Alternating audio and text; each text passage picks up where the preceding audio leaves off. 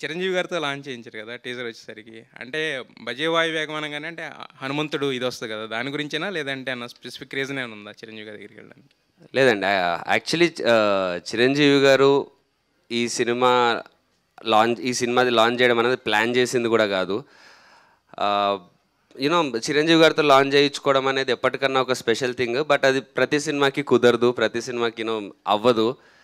But ఈ సినిమాకి అదే టైంకి ఆయన విశ్వంబర షూట్లో ఆంజనేయ స్వామి విగ్రహం ముందు ఆయన షూట్ చేస్తుండడం, అదే టైంకి మేము అడగడం, ఆయన ఇక్కడికే వచ్చేయండి ఇక్కడే చేస్తా అనడం, ఆయనే మాకు హనుమంతుడి బ్లెస్సింగ్స్తో, అంటే ఆంజనేయ స్వామి ఆయన ద్వారా వచ్చి మాకు బ్లెస్సింగ్స్ ఇచ్చినట్టు ఆయన మాకు ఆ టీజర్ లాంచ్ చేయడం, అక్కడి నుంచే మాకు తెలియని ఒక ఎనర్జీ వచ్చింది.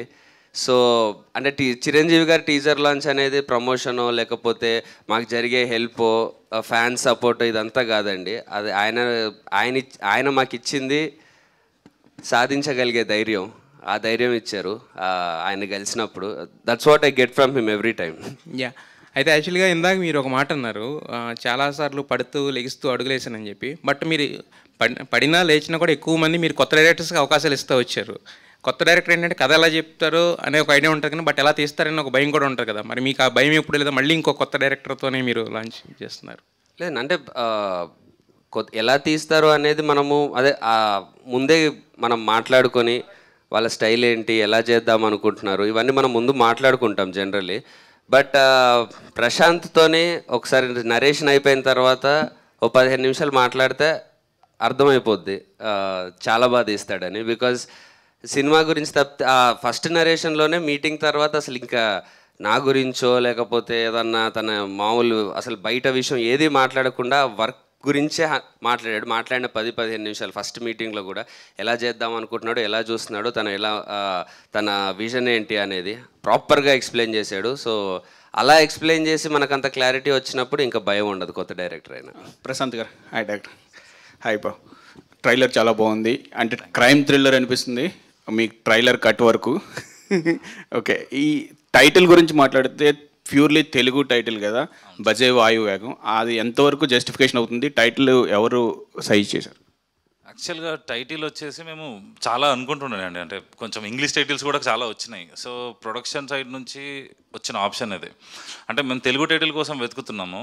ఈ వేగం, వాయువేగం ఈ స్టైల్లో ఉన్నప్పుడు ప్రొడక్షన్ సైడ్ నుంచి ఇంకొక అనిల్ ఒక ఆయన ఉంటాడు మా ఫ్రెండ్. సో అతను సినిమా చూసిన తర్వాత సజెస్ట్ చేశాడు. So everybody liked it. So ఇంకా అది ప్రాపర్గా యాప్ట్ అని చెప్పి పెట్టేసినాం మేము. సో ట్రైలర్లో పూర్తిగా ఫుల్ యాక్షన్ మోడ్ ఉంది. సినిమా అంతా యాక్షన్ ఉంటుందా లేకపోతే లవ్ కూడా ఉంటుందా మీరు చెప్పిన?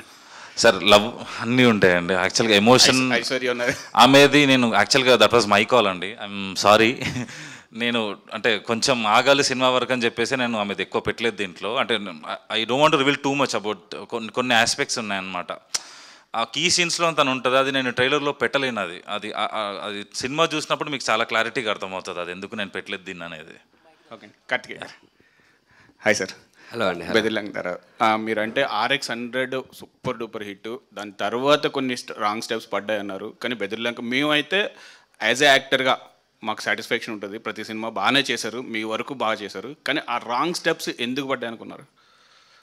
ఎందుకు అని అంటే వేసే ఇంటెన్షన్ అయితే 100% రైట్ స్టెప్ వేద్దామని వేస్తాం సార్. బట్ నేను అంటే మోస్ట్లీ నేను నమ్ముకున్న పాత్లోనే వెళ్దాం అనుకున్నాను, ఎక్కడ డీవియేట్ అవుదాం అనుకోలేదు.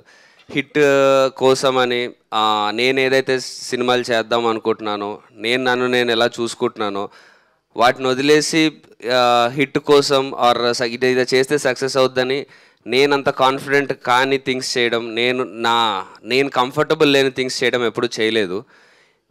నేర్చుకుంటే ఇందులోనే నేర్చుకుంటా, సక్సెస్ అయితే ఈ పాత్లోనే సక్సెస్ అవుతా అనుకుంటూ ఒక పాత్ని ఎంచుకుంటూ వెళ్ళాను. అలా వెళ్ళాను కాబట్టి ఈరోజు ఇప్పుడు ఇలాంటి పర్ఫెక్ట్ స్క్రిప్ట్ నాకు రావడము అండ్ ఆ నాలెడ్జ్ నాకు ఇంకా పెరగడము, ఆ రోజుకి నాకు ఉండే నాలెడ్జ్ కానీ స్క్రిప్ట్ నాలెడ్జ్ ఆర్ క్యారెక్టర్ మీద ఉండే గ్రిప్ కానీ ఆర్ అదర్ డిపార్ట్మెంట్స్ మీద ఉండే నాలెడ్జ్ కానీ ఆ రోజు నుంచి ఈ రోజుకి చాలా ఇంప్రూవ్ అవుతూ వచ్చింది. సో అవన్నీ నేను ఆ స్టెప్స్ అన్ని స్టెప్పింగ్ స్టోన్స్ లాగే చూస్తాను. సో మీరు ఇందాక స్పీచ్ చూస్తే మీరు సినిమా రిలీజ్కి ముందే సక్సెస్ ఎంజాయ్ చేస్తున్నట్టు అనిపించింది. సో ప్రశాంత్ మీ దగ్గర నుంచి 100% వాడుకున్నాడా మీ ఎనర్జీని, లేకపోతే ఇంకా మిగిలిందా? అంటే ఈ సినిమా వరకు అయితే నేనే కొంచెం షాక్ అయ్యా కొన్ని చూసుకొని. అంటే నేను యాక్చువల్లీ నేను అనుకున్న దానికంటే కొంచెం బాగానే బెటర్ అనమాట.